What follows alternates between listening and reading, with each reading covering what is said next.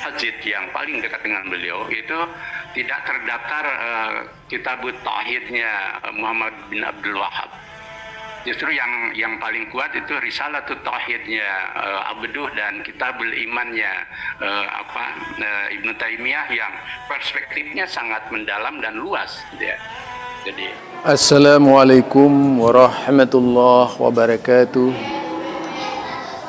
Alhamdulillahi rabbil alamin. Assalatu wassalamu ala nabiyil mursalin wa ala ahli baitihi wa ala azwajihi wa duriyatihi ajmain.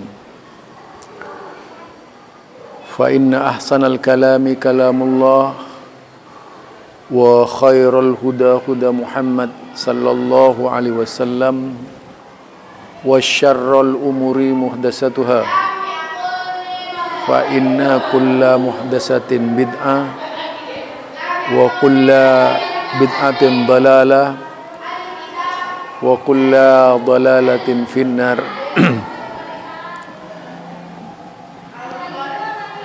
Kembali bersama saya Zulkarnain El-Maduri. Kesempatan kali ini kita akan mengangkat isu sejarah terkait dengan peradilan, yaitu kelompok yang anti Muhammadiyah, sebagai bukti bahwa yang dilancarkan oleh Kiai Haji Ahmad Dahlan itu memang tajdid dan anti bid'ah, bahkan lebih pada konsep pemikiran salaf dalam pengertian yang tentu saja didasarkan kepada tarjih Muhammadiyah, bahwa di dalam tarjih Muhammadiyah menyebutkan bahwa Muhammadiyah itu adalah firqatun najiyah, sebagaimana di dalam muqaddimat tarjih disebutkan fa innal firqatan najiyah minas salaf ajma'u 'alal i'tiqad bi annal alam kulluha hadisun. Seperti itu. Jadi Muhammadiyah menyebutkan diri, artinya menamakan dirinya sebagai firqatun najiyah. Firqatun najiyah ini nama lain dari Ahlus Sunnah wal Jamaah. Kalau di dalam definisi kitab-kitab tauhid, tarjih Muhammadiyah dengan istilah amma ba'du fa innal firqatan najiyah. Jadi fa innal firqatan najiyah itu sesungguhnya al firqatun najiyah, jika dilihat di dalam kitab-kitab akidah bab pembahasan tauhid, an-najiyah hum ahlus sunnati wal jamaah, hum muttabi'un minal salafil ummah, mereka yang mengikuti minas salafil ummah atau umat salaf, umat terdahulu kala, dari kalangan para sahabat yang menjunjung tinggi akidah sebagaimana dicantumkan Allah di dalam Al-Quran dan sunnah-sunnah nabinya.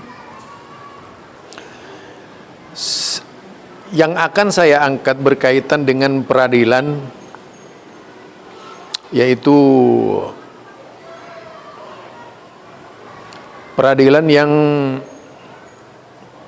banyak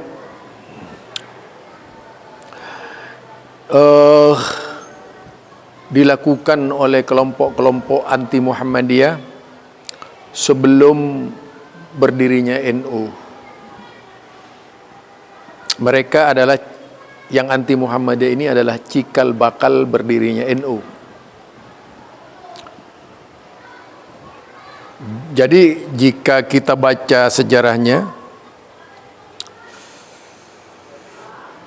di dalam yaitu sejarah berdirinya NU disebutkan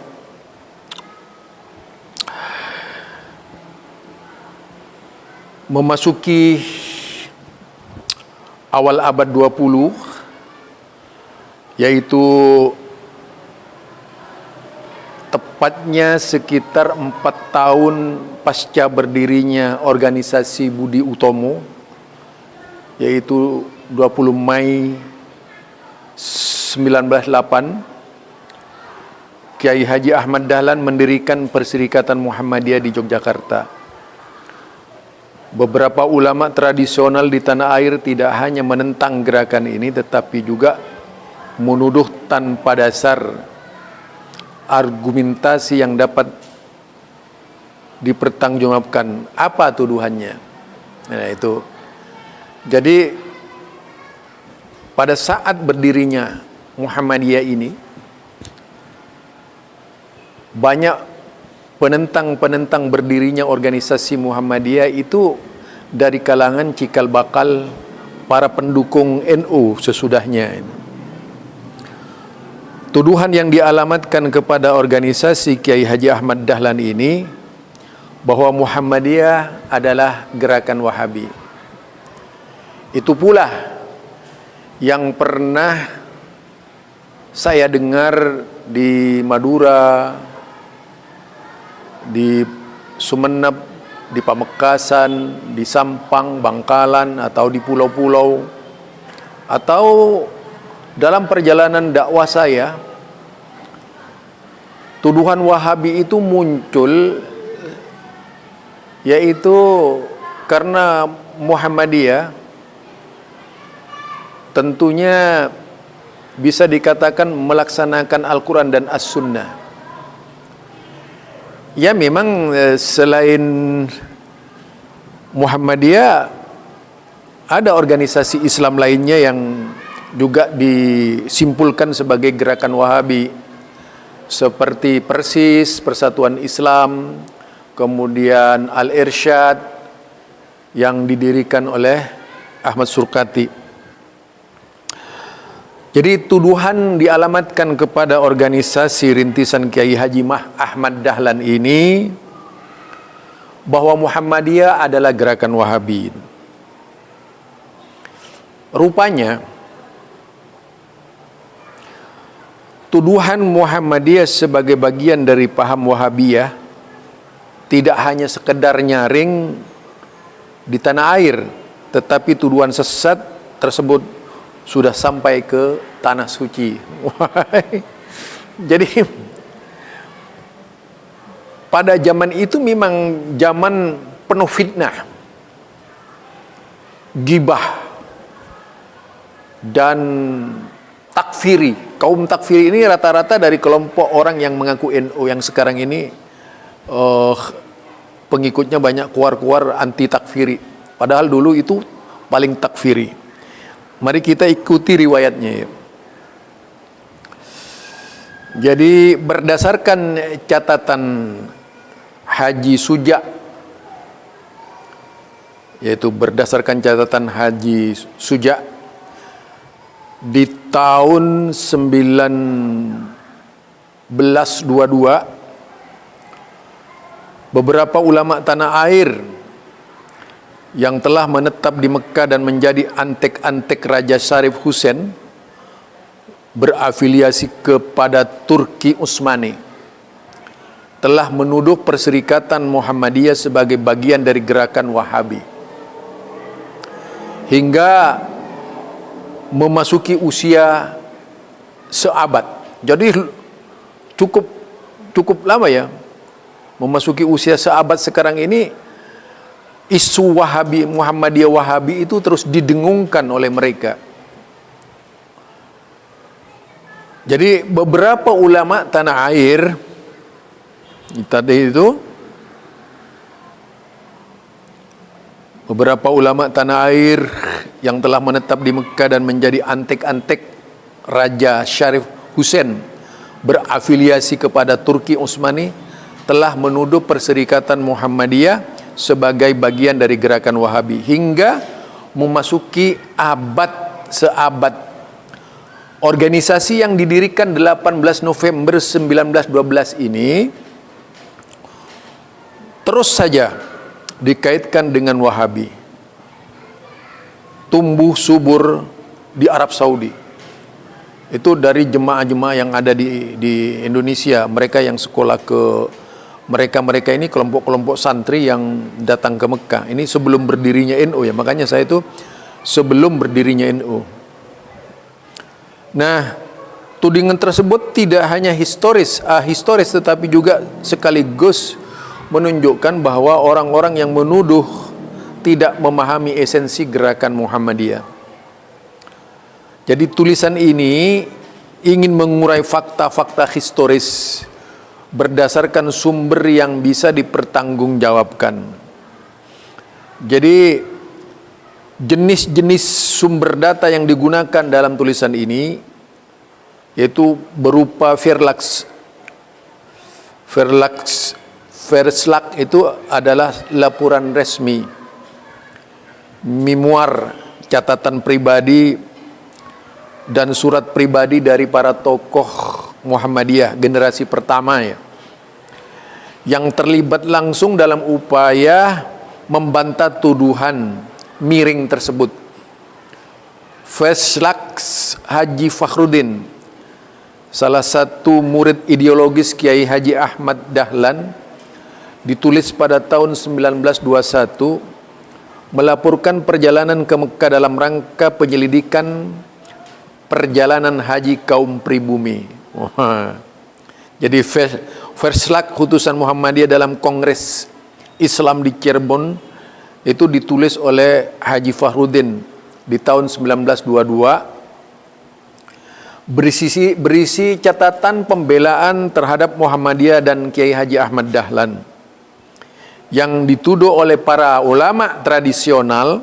Jadi ada tuduhan ulama-ulama tradisional sebagaimana bagian dari gerakan Wahabi.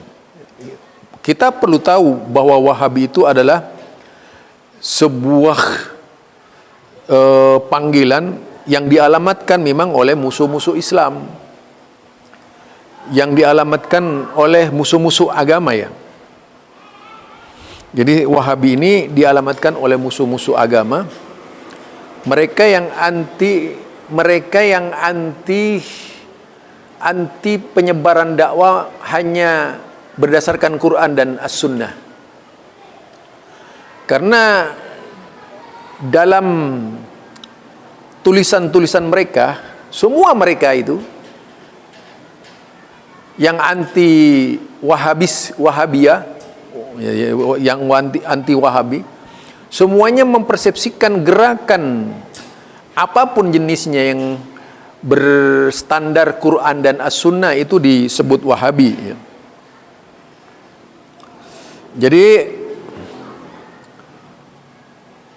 yang menjadi salah satu redaktur suara yaitu Haji Hanad, Suara Muhammadiyah pada tahun 1926, Kiai Haji Bakir merekam respon dan tanggapan penduduk Mekah terhadap Perserikatan Muhammadiyah, yaitu pasca revolusi Muhammad bin Abdul Wahab yang berhasil menumbangkan rezim Syarif Hussein. Nah, kalau rezim Syarif Hussein ini di mata orang-orang para pendukungnya dijadikan simbol bahwa Wahabi itu adalah pemberontak. Jadi Wahabi itu adalah pemberontak. Mereka menuduh merampas. Kita kan belum tahu siapa Syarif Hussein. Itu kalau dibahas lebih panjang lagi luar biasa. Syarif Hussein ini juga yaitu menaungi ulama yang namanya Syekh Ahmad Zaini Dahlan tuh, yang banyak melahirkan kebencian kepada Syekh Muhammad bin Abdul Wahab itu dengan pengikut-pengikutnya. Sebelum ditumbangkan, mereka ini mengharamkan Syekh Muhammad dan Muhammad bin Abdul Wahab dan pengikutnya masuk ke Mekah itu. Melarang Syekh Muhammad bin Abdul Wahab salat, melarang Syekh Muhammad bin Abdul Wahab dan pengikutnya melaksanakan ibadah haji. Jadi itu kerjanya ahlul bid'ah dulu seperti itu, biar tahu ya. Pada tahun 1921 Haji Fakhruddin yaitu mendapatkan amanat dari Hos Bistur, pengurus besar Muhammadiyah, untuk menyelidiki kondisi perjalanan jemaah haji dari tanah air. Haji Fakhruddin merekam perjalanannya dalam catatan yaitu Faslak saja selama bepergian ke Mekah. Laporan resmi ini dimuat beberapa kali dalam surat kabar terbitan Solo dan Yogyakarta pada tahun 1921-1922. Pada tahun 1921, laporan Haji Fakhruddin ini dimuat di majalah Islam Bergerak, yaitu nomor 22 edisi 10 November 1921. Artinya masih ada Kiai Haji Ahmad Dahlan, karena Kiai Haji Ahmad Dahlan meninggal pada tahun 1923, 3 tahun sebelum berdirinya NU. Nah, tahun berikutnya 1922 laporan tersebut dimuat kembali di majalah Suara Muhammadiyah. Jadi sudah ada Suara Muhammadiyah ya, yang sekarang bernama SM itu, yaitu Suara Muhammadiyah nomor 2 tahun ketiga 1922 dengan judul yang sama gitu. Jadi berdasarkan catatan perjalanan Haji Fakhruddin selama di Mekah, Perserikatan Muhammadiyah sudah dituduh sebagai gerakan Wahabi yang berasal dari tanah Jawa. Jadi orang-orang dari tanah Jawa yang berangkat ke Mekah menjadi antek-anteknya itu tadi, Syarif Husain itu. Syarif Husain. Yang dipimpin oleh Raja Syarif Husain. Dia penguasa Mekah yang berafiliasi dengan pemerintahan Turki Utsmani. Pada saat yang bersamaan, semangat nasionalisme Arab sedang tumbuh. Jadi semangat nasionalisme Arab itu sedang tumbuh. Di tanah Najd telah muncul gerakan politik dan keagamaan di bawah kepemimpinan Raja Saud dan Muhammad bin Abdul Wahab. Gerakan politik dan keagamaan ini bermaksud melepaskan diri dari kekuasaan pemerintahan Turki. Ya, karena memang pada waktu itu yang kita lihat sudah tidak normal perkembangan Islam di Arab Saudi. Raja Syarif Husain yang sempat mendengar keberadaan Haji Fakhruddin, utusan Hofbestur Muhammadiyah dari tanah Jawa, langsung memerintahkan beberapa ulama yang menjadi kaki tangannya untuk menyelidiki murid Kiai Haji Ahmad Dahlan tersebut. Jadi muridnya Kiai Haji Ahmad Dahlan ini diselidiki oleh Raja Syarif itu melalui antek-anteknya ya Raja Syarif. Raja Syarif ini memang kalau sekarang ini kan itu bahayanya ahlul bid'ah, memang begitu ya. Atas perintah sang raja, beberapa ulama berusaha menemui Haji Fakhruddin untuk meminta penjelasan tentang hakikat gerakan Muhammadiyah. Jadi Raja Syarif sudah mencium baunya bahwa gerakan dakwah Muhammadiyah ini adalah yaitu bentukan Wahabi gitu. Seolah-olah seperti itu. Nah, itu jadi sebenarnya Wahabi ini kalau kita amati lebih jauh, itu adalah sebagai salah satu cara musuh-musuh sunnah, orang-orang yang anti sunnah, yaitu agar umat Islam tidak terpengaruh dengan gerakan sunnah tadi, sehingga diangkat nama orangnya, yang dinisbatkan kepada nama orangnya sebagai Mumu. Itu yang disebut dengan Wahabifobia menurut saya. Jadi Wahabifobia itu orang-orang yang mencari berbagai macam cara agar tidak menjadikan Quran dan As-Sunnah sebagai landasan, tetapi lebih pada fikrah pemikirannya. Jadi Wahabi fobia ini di Indonesia paling banyak ya. Jadi bukan baru sekarang, sejak tahun 1921 sampai sekarang. Bayangkan, hitung saja itu. Sejak tahun 1921, sekarang 22. 1921, 1921, 2022. Artinya sudah satu abad. 100 tahun itu anti Wahabi dilakukan oleh para, yaitu kalangan mereka-mereka yang dahulunya memang getol memerangi Wahabi di Indonesia. Semua suaranya sama. Suaranya mereka ini sama, tidak ada bedanya dengan ulama-ulama dahulu kala gitu. Artinya sama seolah-olah terjadi apa ya, kalau dalam keyakinan itu reinkarnasi. Dalam keyakinan Hindu itu seolah-olah ya, kita nggak percaya reinkarnasi, tapi itu bisa dikatakan sebagai akibat, yaitu nudawiluha, Allah pergilirkan kepada generasi selanjutnya kebencian itu, sehingga seperti sekarang ini gitu. Ya Idrus Ramli, siapa namanya, ya contohnya Idrus Ramli, si apa namanya, Ar-Razi, siapa lagi, Sarwat, semuanya mereka yang anti Wahabi itu bagian dari masa lalu yang masih hidup sampai sekarang, yang membawa kebencian sebagaimana yang dituturkan oleh sejarah itu. Jadi Haji Fahrudin sempat memberikan penjelasan tentang hakikat gerakan dakwah Muhammadiyah, yaitu kepada para ulama antek-antek Raja Husain. Jadi ada ulama yang menjadi antek-antek Raja Husain.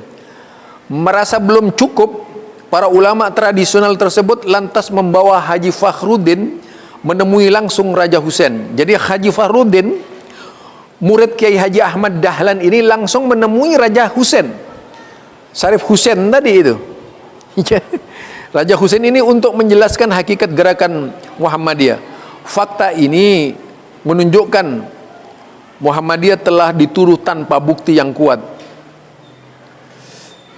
Sebab pada hakikatnya gerakan Muhammadiyah, yaitu kalau dari sisi pemikiran antara Syekh Muhammad bin Abdul Wahab dan Kiai Haji Ahmad Dahlan itu sama dari sisi pemikiran, karena mereka tidak kepada afiliasi, tidak pada satu mazhab. Ini saya juga membantah ya kepada mereka yang mengatakan tidak. Nah, kesamaan itu tidak bermakna bahwa Syekh atau Syekh Ahmad Dahlan atau Kiai Haji Ahmad Dahlan itu taklid buta kepada Syekh Muhammad bin Abdul Wahab. Tetapi Ahmad Dahlan menjadi seorang yang muttabi. Itu benar juga, tidak salah dikatakan sebagai muttabi. Karena gerakan dari sisi gerakannya sama, walaupun misalnya ada produk yang berbeda. Ini juga Ibtaim ini perlu ini belajar lebih jauh lah. Apanya yang berbeda? Gerakannya sama misalnya. Sebab bagaimana kalau juga dibaca misalnya bukunya, yaitu tentang Ahlus Sunnati wal Jamaah yang ditulis oleh siapa namanya, yang ditulis oleh Kiai Haji Jarnawi Hadi Kusuma. Nyata sekali itu bagaimana pemikiran-pemikiran Muhammadiyah. Apalagi soal tauhid, itu juga diyakini oleh Muhammadiyah. Jadi menjelang gathering rapat tahunan, yaitu tahun 1922, Hosbisdur, pengurus besar Muhammadiyah, kembali mengirim utusan ke Tanah Suci berdasarkan catatan Haji Zuja, yaitu 2009 131 sampai 132 halaman tadi. salah satu murid ideologis Kiai Haji Ahmad Dahlan, Hofbestor pengurus besar Muhammadiyah, telah mengutus Haji Suja dan M. Wiryo Pertomo untuk memimpin rombongan haji dari tanah air. Kiai Haji Ahmad Dahlan memberi tugas kepada dua Lefbestor anggota pengurus Muhammadiyah ini untuk memimpin rombongan haji dan sekaligus mengemban misi menjelaskan kepada para ulama di tanah suci tentang gerakan Muhammadiyah. Kepada dua Lefbestor Muhammadiyah tersebut, Kiai Haji Ahmad Dahlan titip pesan khusus yang ditujukan kepada Kiai Haji Muhammad Bakir Ibnu Nur, keponakannya yang telah lama menetap di Mekah. Tugas pertama berhasil dijalankan oleh dua tokoh Muhammadiyah tersebut, tetapi Wiryo Pertomo sempat jatuh sakit dan meninggal dunia setelah sampai di Mekah. Tuhan. Tinggal Haji Suja yang bertanggung jawab melanjutkan amanat dari Kiai Haji Ahmad Dahlan untuk memberikan penjelasan tentang gerakan Muhammadiyah kepada para ulama di tanah suci. Namun Suja terlebih dahulu harus mencari alamat keponakan Kiai Haji Ahmad Dahlan di tanah suci agar ia dapat menginap dan menjalankan amanat keduanya. Itu ya. Jadi ternyata terlalu sulit bagi Suja untuk menemukan alamat Muhammad Bakir di Mekah. Keponakan Kiai Haji Ahmad Dahlan ini tergolong ulama yang sangat dikenal oleh masyarakat Mekah. Ketika Suja menginap di rumah Muhammad Bakir, datanglah tamu seorang ulama kelahiran Sidoarjo, Jawa Timur, yang telah 10 tahun menetap di kampung Syamiyah. Ulama tersebut bernama Kiai Haji, yaitu Abdul Muhid. Ulama ini termasuk di antara beberapa ulama mazhab Syafi'i yang menganggap Muhammadiyah telah keluar dari mazhab 4. Ini ya, jika kita lihat prinsip Muhammadiyah, ya, prinsip kalau dikatakan keluar dari mazhab 4 pun itu benar-benar saja, karena Muhammadiyah tidak afiliasi pada satu mazhab pun. Tapi Muhammadiyah tetap berpegang teguh kepada pendapat yang rajih dari mazhab-mazhab itu dan meninggalkan pendapat-pendapat yang tidak rajih. Ini ada benarnya, pemahaman seperti ini ada benarnya, yang artinya bahwa memang Muhammadiyah itu adalah gerakan pemurnian. Kenapa mereka tidak mengatakan mereka telah keluar dari Al-Quran dan Sunnah? Jadi mereka hanya mengatakan mereka telah keluar dari mazhab. Nah, boleh jadi perkataan telah keluar dari madzhabul arba ini justru lebih memposisikan Kiai Haji Ahmad Dahlan dengan seluruh pengikutnya pada waktu itu memang eksis di atas Quran dan As-Sunnah. Walaupun pada hakikatnya gerakan dakwah Muhammadiyah berjalan di atas Al-Quran dan As-Sunnah dan tidak mentolerir mazhab tertentu menjadi landasan berargumen Muhammadiyah. Tapi Muhammadiyah juga tidak menolak pendapat-pendapat imam mazhab yang tentu saja sesuai dengan Quran dan As-Sunnah, sebagaimana terdapat di dalam manhaj tarjih Muhammadiyah. Jadi benar, nggak ada salahnya sejarah ini. Jadi Ibtaim juga itu harus kritis dong. Jangan hanya Ibtaim ini berbicara tidak pada tempatnya gitu. Harus lebih kritis lagi. Jadi sengaja saya ini membaca miliknya Ibtaim ya. Dan tentu saja dengan menggunakan analisis tajam ya, analisis tajam. Dan Kiai Haji Hasyim Asy'ari itu menggolongkan Muhammadiyah sebagai gerakan Wahabi. Itu bisa dilihat di dalam surat-suratnya ya, surat-suratnya. Nah, artinya munculnya fitnah Wahabi pada diri Muhammadiyah ini itu dikarenakan gerakan dakwah Muhammadiyah sama halnya dengan yang diangkat oleh gerakan Syekh Muhammad bin Abdul Wahab. Dan gerakan Syekh Muhammad bin Abdul Wahab ini tidak hanya mempengaruhi alam pikiran gerakan dakwah Islam di Indonesia. Hampir seluruh dunia gerakan Islam ini tidak bisa dilepaskan dari gerakan Syekh Muhammad bin Abdul Wahab, seperti di Mesir dan sebagainya. Al-Jamaluddin Al-Afghan, Rasid Ridha, Syekh Muhammad Abdu, ya, Syekh Hasan Al-Banna, semua itu tokoh-tokoh. Itu biasa. Permasalahannya, kalau ada yang menyelewengkan dari gerakan dakwah Syekh Muhammad bin Abdul Wahab, yang menyelewengkan yang salah, misalnya mereka itu mengarahkan kepada terorisme, yang menyelewengkan yang salah. Bukan berarti itu doktrinnya beliau, karena kalau melihat cara berpikir Syekh Muhammad bin Abdul Wahab itu sangat yaitu kita akan dibuat terkagum-kagum karena mengajarkan ketaatan kepada penguasa. Tuh. Itu ya. Yang kalau kita lihat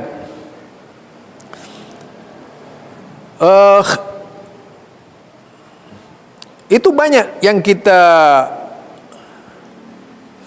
jadi di antaranya itu tadi Kiai Haji Abdul Muhid.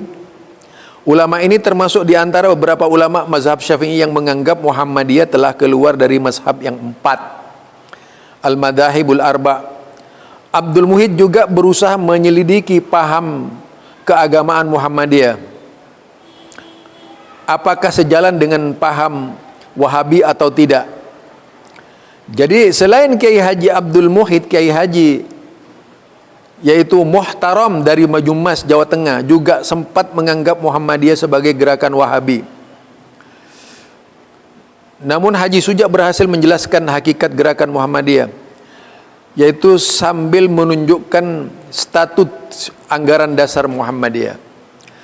Nah, kalau kita lihat anggaran dasar Muhammadiyah pada waktu itu, jelas anggaran dasar yang tidak berafiliasi kepada mazhab.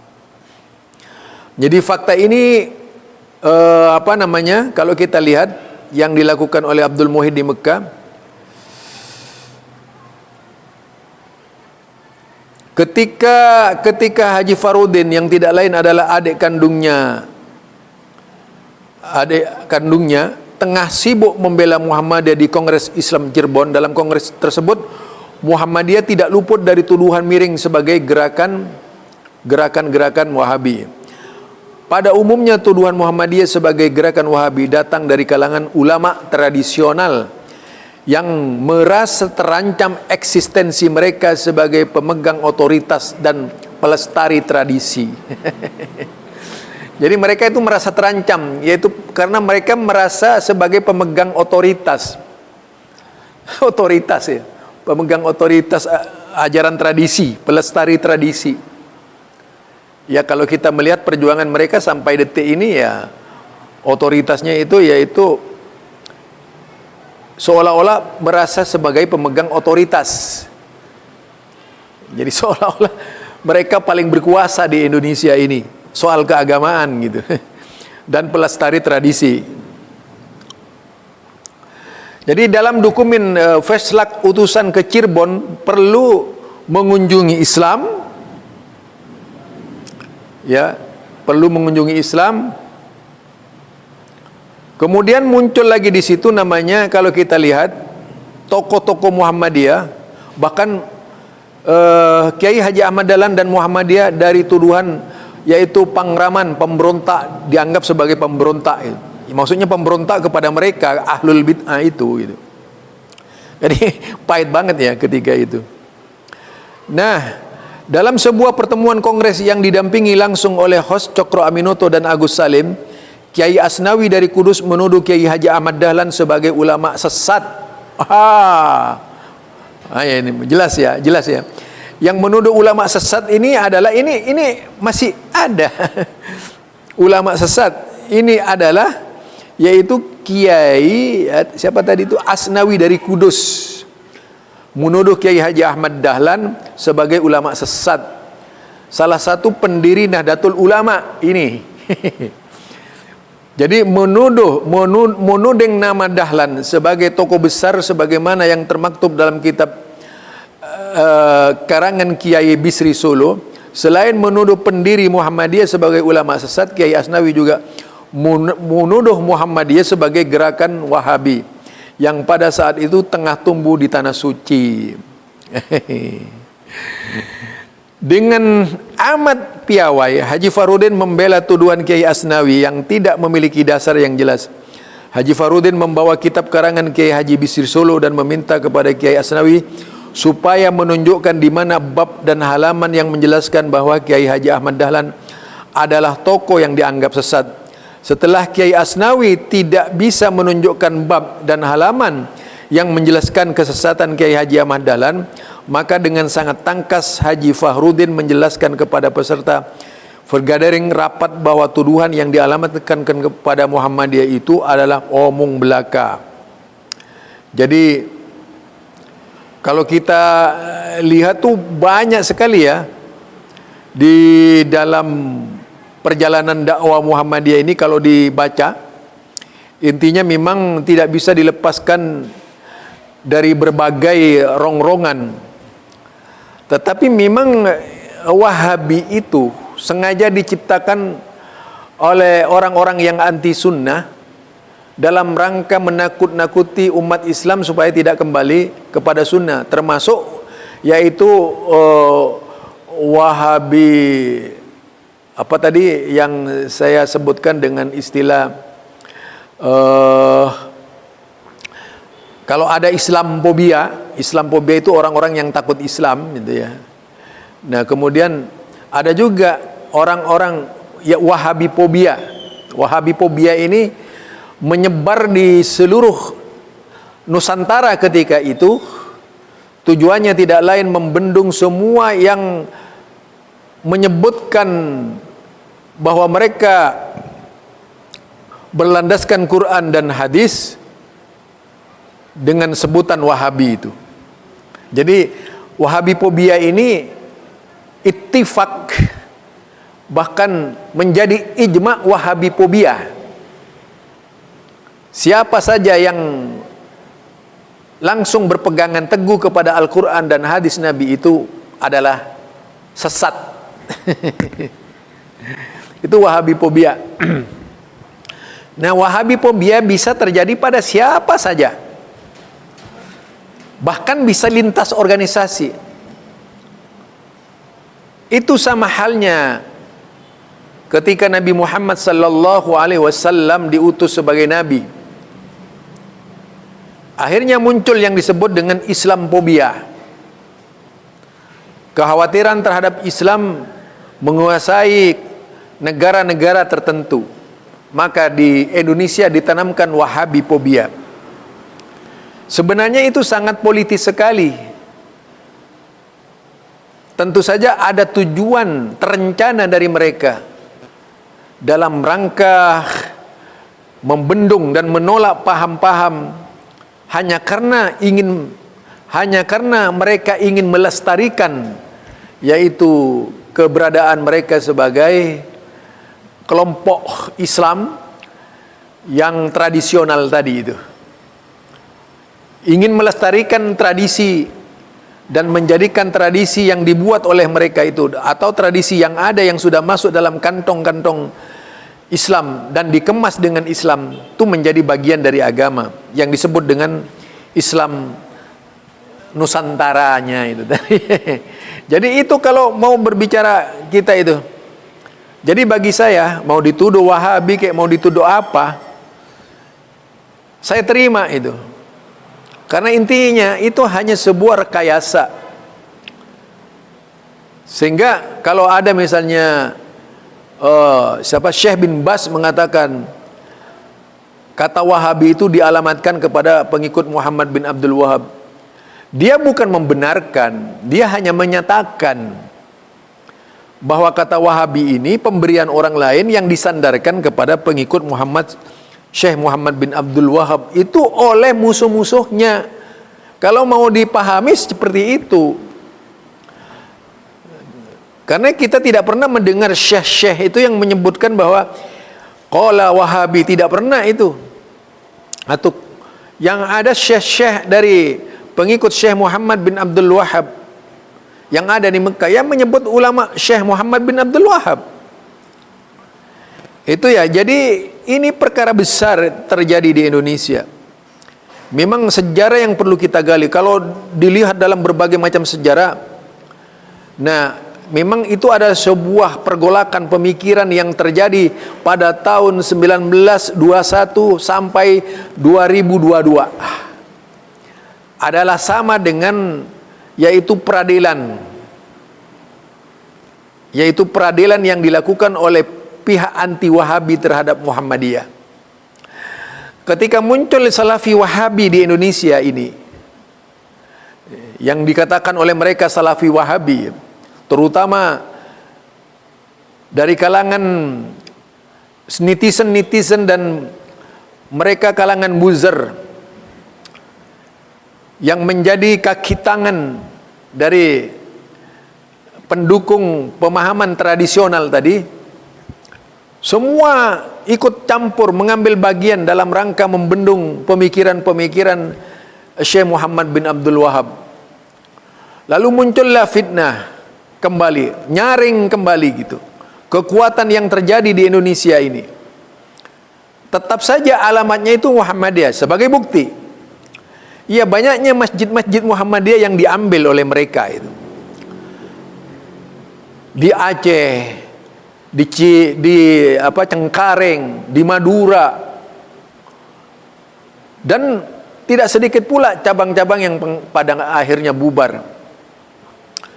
Ini tentu harus menjadi perhatian kita sebagai warga Muhammadiyah, mengenal sejarah, mengenal ajaran-ajaran Kiai Haji Ahmad Dahlan, mengenal Quran dan As-Sunnah, mengenal hadis Nabi, belajar Islam dengan sesungguhnya, bukan hanya menjadi seorang pemantek. Kalau hanya sekedar menjadi seorang pemantik, tidak bedanya dengan buzzer Anda itu. Bagaimana kita itu tidak hanya menjadi penulis yang pandai berretorika,